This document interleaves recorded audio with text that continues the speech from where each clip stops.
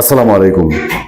রাষ্ট্রপতি মোহাম্মদ শাহাবুদ্দিন তিনি যে বোম ফাটিয়েছেন, এই বোমে কি কি বলেছেন এগুলো নিয়ে আমি আর নতুন করে আপনাদের সামনে কথা বলতে চাই না। আমি শুধু যে জিনিসটায় নজর দিব সেটা হচ্ছে তারেক রহমান এখন কি করবেন, বা বাংলাদেশের নতুন সরকার, বিএনপি সরকার এবং বাংলাদেশের প্রধানমন্ত্রী তারেক রহমান, তার স্টেপ আমাদের দেখার বিষয়।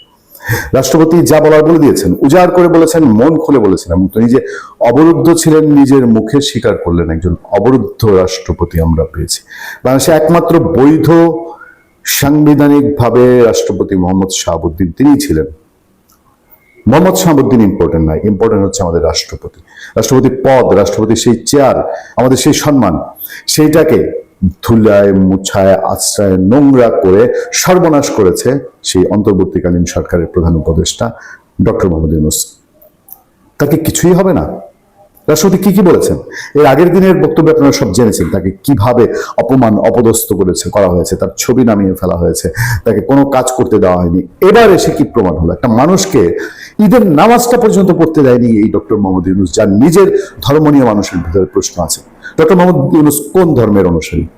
আমাকে প্রফেসর নাজমুল হাসান কলিমুল্লাহ খুব জোর দিয়ে বলেছেন যে তিনি ডকুমেন্ট কালেকশন করছিলেন, তিনি তথ্য সংগ্রহ করছিলেন যে প্রফেসর মোহাম্মদ ইউনূস তার জীবনে প্রথম বিয়ে করতে গিয়ে তিনি ধর্মান্তরিত হয়েছিলেন, এবং গির্জায় হয়েছিল তার বিয়ে, এবং সেই ধর্মান্তরিত হওয়ার পর তিনি আবার কি ইসলাম ধর্ম গ্রহণ করেছেন কিনা সেই ডকুমেন্ট সংগ্রহের কাজ করছিলেন প্রফেসর নাজমুল হাসান কলিমুল্লাহ। এর 1 থেকে 2 সপ্তাহের মাথায় নাজমুল হাসান কলিমুল্লাহ অ্যারেস্ট হয়ে যান। তারপর তার কাছে জানার সুযোগ হয়নি। সেই মানুষটি যে ভুলভাল নামাজ পড়ে 85-86 বছর বয়সে, সেই মানুষটি বাংলাদেশের রাষ্ট্রপতিকে ঈদের জামাতে, যেটা বাংলাদেশের যুগ যুগ বাংলাদেশ সৃষ্টির পর থেকে ট্রেডিশন, যে জাতীয় ঈদগাহ ময়দানে বাংলাদেশের রাষ্ট্রপতি নামাজ পড়বেন, সেই নামাজটা পর্যন্ত পড়তে দেওয়া হয়নি। তাকে আনঅফিসিয়ালি তার সিকিউরিটির মাধ্যমে জানিয়ে দেওয়া হয়েছে, সাবধান, আপনি কিন্তু ঈদগাহ ময়দানে যাবেন না। রাষ্ট্রপতি নিজের মুখের ইন্টারভিউতে সেই তথ্য আছে। এরপর বাংলাদেশের টাকা, জনগণের টাকা মৎস্য করে দুনিয়া জোড়া ঘুরে বেরিয়েছেন। 18 মাসে 14টা দেশ, 16টা দেশ ঘুরেছেন, এবং আরো ঘুরতেন যদি শেষ বিতর্কগুলো না উঠতো না, যদি লন্ডন বিতর্ক না উঠতো। লন্ডনে বৈঠকে গিয়ে বাংলাদেশকে যেভাবে নাক কান কেটে এসেছিলেন এই ডক্টর মোহাম্মদ ইউনূস, এই বিতর্কগুলো না উঠতো, বাংলাদেশের মানুষ যদি তার ওই ইউএন সফরে যে লঙ্কা কাণ্ড ঘটিয়ে এসছে, এবং গিয়ে তাকে বন্দি থাকতে হয় হোটেলের ভিতরে, বিলাসবহুল হোটেল, লাখ লাখ টাকা প্রতি মাসে, 30 লাখ প্রতিদিন, 30 লাখ 40 লাখ টাকার হোটেলে থাকে।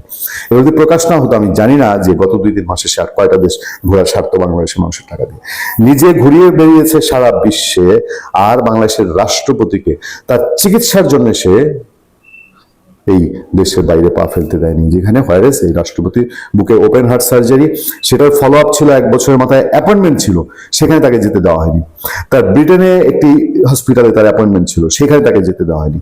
আর রাষ্ট্রীয় দাওয়াতে তো বিভিন্ন অনুষ্ঠানে 2 দেশের আমন্ত্রণ ছিল, সেখানে 2 দেশের আমন্ত্রণ ছিল, এটা জানা এখন পর্যন্ত। এখন অজানা আর কোনো আমন্ত্রণ ছিল কিনা আমরা জানি না, যেতে দেওয়া হয়নি। এবার আসেন তারেক রহমান। লন্ডন বৈঠকে তারেক রহমানের সাথে কি সমঝোতা হয়েছিল ডক্টর মোহাম্মদ ইউনূসের, এটা আমরা জানি না। কিন্তু রাজনীতি কি বলে, 111 গভর্নমেন্ট, সেই 111 গভর্নমেন্টকে আনঅফিসিয়ালি ইনডিমনিটি শেখ হাসিনা দিয়েছিলেন, এবং তাদের সাথে একটা বোঝাপড়া হয়েছিল বলেই 111 গভর্নমেন্টের কেউ কোনো ধরনের আর প্রশ্নের মুখে পড়েনি, বিচারের মুখে পড়েনি। 111 গভর্নমেন্টে কি অনিয়ম দুর্নীতি হয়নি? 111 গভর্নমেন্টে তারা যারা কমান্ডার ছিল বিভিন্ন জেলায়, তারা কি অনিয়ম দুর্নীতি করেনি? আমরা দেখিনি, আমরা জানি না। এর বাইরেও রাষ্ট্রীয়ভাবে অনিয়ম দুর্নীতি অনাচার বিচার স্বাধীন আইন বহির্ভূত কাজ হয়নি? হয়েছিল। কিন্তু কেন এগুলোর পরে আর কোনো আওয়াজ পাওয়া যায়নি আওয়ামী লীগ গভর্নমেন্টের আমলে? কারণ ওই গভর্নমেন্টগুলো এক্সিটের জন্য শেখ হাসিনার সাথে হয়তো একটা আপোষ হয়েছিল। এবারও কি ডক্টর ইউনূস, এই যে তার ডক্টর ইউনূস নিজে, তার উপদেষ্টারা, এবং 111 গভর্নমেন্টের চেয়ে 100 গুণ বেশি অভিযোগ তাদের বিরুদ্ধে, লুটপাট, মানুষ হত্যা, অন্যায়, অপশাসন, সবকিছুর উদাহরণ তাদের মধ্যে আছে। তাদের ছাত্র উপদেষ্টাদের বিরুদ্ধে পাহাড় সমান দুর্নীতির অভিযোগ। সবাই দাবড়ে বেড়াচ্ছে শহরে, সবাই দাবড়ে বেড়াচ্ছে এই বাংলাদেশে, এই রাজধানীতে। কেন এই নতুন বিএনপি সরকার, কেন তারেক রহমানের নেতৃত্বাধীন সরকার, যারা নতুন বাংলাদেশের কথা বলছে, তারা কেন এদেরকে এখনো কোনো স্টেপ নিচ্ছে না? এই ইউনূস সে নিজের নতুন দল করার চেষ্টা করেছে 2009 সালে।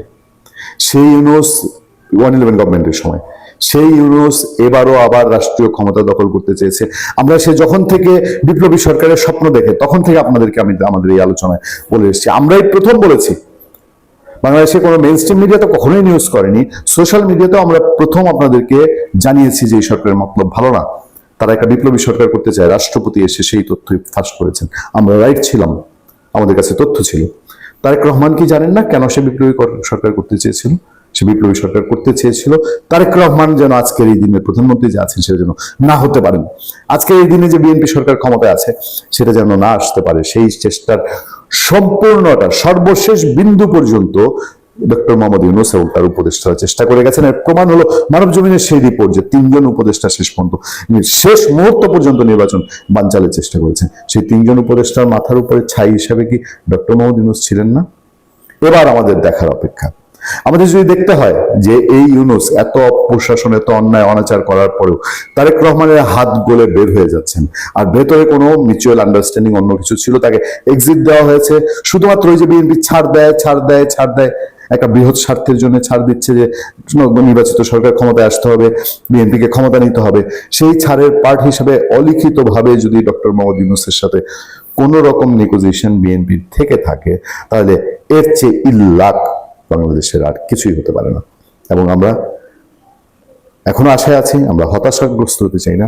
আমরা এই হতাশাগ্রস্ত হতে চাই না যে বিএনপিকেও দেখতে হবে বিএনপি কেন এসছে এখন ক্ষমতায়। বিএনপি গত তত্ত্বাবধায়ক সরকার, অন্তর্বর্তীকালীন সরকার ডক্টর ইউনূসের এবং এর আগের আওয়ামী লীগ সরকার এর চেয়ে ভালো শাসন দেখাবে সেই জন্য তো এসছে, নাকি এই জাস্ট ইমিডিয়েট যেটা ফেসিবাদ, ইউনূসের ফেসিবাদ এবং এর আগে শেখ হাসিনার শাসন, এই দুটাকে বিএনপি পিছ ফালিয়ে যাবে, মানুষকে আবারও হতাশ করবে। কোন প্রক্রিয়ার দিকে বিএনপি যাবে সেই পথ বেছে নেওয়ার চয়েস এখন বিএনপির হাতে, বিএনপি সরকারের হাতে। আমরা অপেক্ষায় থাকবো, আমরা আশায় বুক বাঁধবো যেই অন্যায় অবিচারগুলো 18 মাস রাষ্ট্রপতি তথ্যের পর তারেক রহমান ইউনূসকে নিয়ে এখন কি করবে? বন্ধ করেছে ডক্টর মোহাম্মদ ইউনূস সত্যিকার ফেসিবাদী চেহারা যাকে বলে সেইটা দেখিয়ে দিয়ে। রাষ্ট্রপতি মোহাম্মদ শাহাবুদ্দিনের ইন্টারভিউ পরতে পরতে তার প্রমাণ। আমাদের রাষ্ট্রপতি এখনো বহাল আছেন, তিনি থাকতে চান। বিএনপি যদি তাকে প্রেসিডেন্ট রাখে তাহলে তিনি থাকতে চান, বিএনপি প্রেসিডেন্ট না রাখলে তিনি মান সম্মানে চলে যেতে চান। সেই রাষ্ট্রপতি চেয়ারে বসে থেকে অভিযোগ করছেন। গতকাল আলোচনায় আমাদের প্রবাসী সাংবাদিক, ভিনদেশি সাংবাদিকরা আমাদেরকে বলছে, তারা বলছেন তোমাদের দেশের রাষ্ট্রপতিকে যা করা হয়েছে আমাদের দেশের রাষ্ট্রপতিকে যদি কেউ এরকম করতো, হোক সে প্রধান উপদেষ্টা আর হোক সে অপ্রধান উপদেষ্টা, তাকে জাস্ট অ্যারেস্ট করা হতো। আমাদের রানিং রাষ্ট্রপতিকে অপমান অপদস্থ করে ডক্টর মোহাম্মদ ইউনূস, যে কিনা এখন মানে শান্তিতে নোবেলের প্রতারণার যে একটা গভীর চেহারা দেখা যায় সেটা প্রকাশ করে গেছে 18 মাসে, তাকে রক্ষা করে দিয়ে আমরা এই জাতিকে জানান দিব আমাদের ইতিহাস কি সাক্ষী হয়ে থাকবে। ভালো থাকবেন, সুস্থ থাকবেন। আপনার সাথে আমি আতিক রহমান, পূর্ণিয়া।